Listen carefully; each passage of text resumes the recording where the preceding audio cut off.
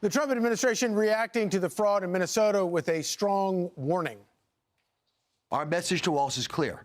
Either fix this in 60 days or start looking under your couch for spare change, because we are done footing the bill for your incompetence.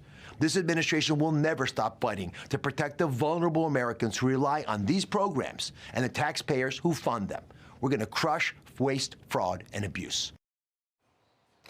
Joining us now to react, former White House press secretary and Saturday in America host, Kayleigh McEnany. Always such a pleasure to have you. Good to be here. This is a shocking story about what has happened in Minnesota with Medicaid. It's shocking. And when you look at this, $1 billion with a B, probably more, going to Minnesota, much of which was intended for COVID relief. I remember standing at the podium and talking about the Paycheck Protection Program, money going to small business owners. And that didn't happen in the case of Minnesota. Yes, some of it did, but some of it went to fund terrorism. Now you get the Medicaid component in there, and it just raises all kinds of questions. And this was going on back in 2022. And you had the Biden DOJ prosecuting some of these cases against these Somali immigrants. And then where was the media? Here we are. It's 2025, guys, and there were prosecutions in 2022. Where was the media? And it's not like there weren't warnings that this is exactly what happens when you, especially with the COVID money, where you have this explosion of spending that is, it was like a fire hose going out. Of course, it was going to lead to a lot of corruption. But the thing that really gets me about this is that Democrats are supposed to be the party that believes in the government. They want the government to solve all of these problems.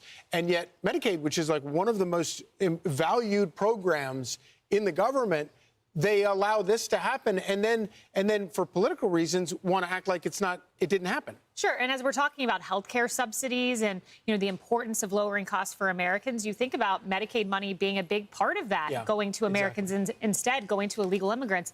But it's funny. Here's some words that you might never thought you'd hear in the New York Times ever, but I found them deep buried in an article. The episode has raised broader questions for residents about the sustainability of Minnesota's Scandinavian modeled system.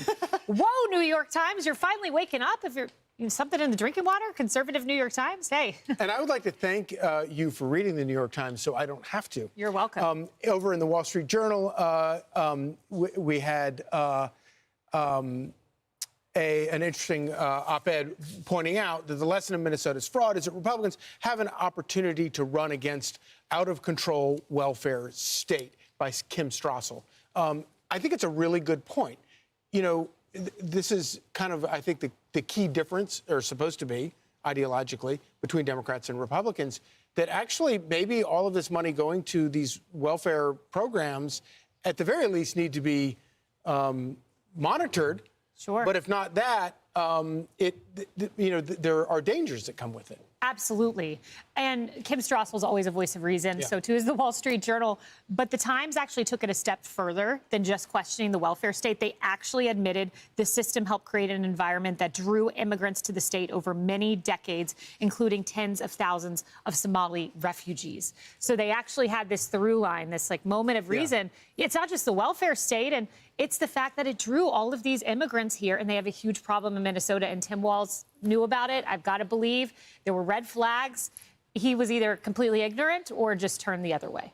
Yeah. And of course, if your immigration system is built to attract people that we can help, as opposed to attracting immigrants who can come and help us, then your system is kind of screwed up. I'm Steve Doocy. I'm Brian Kilmeade. And I'm Ainsley Earhart. And click here to subscribe to the Fox News YouTube page to catch our hottest interviews and most compelling analysis.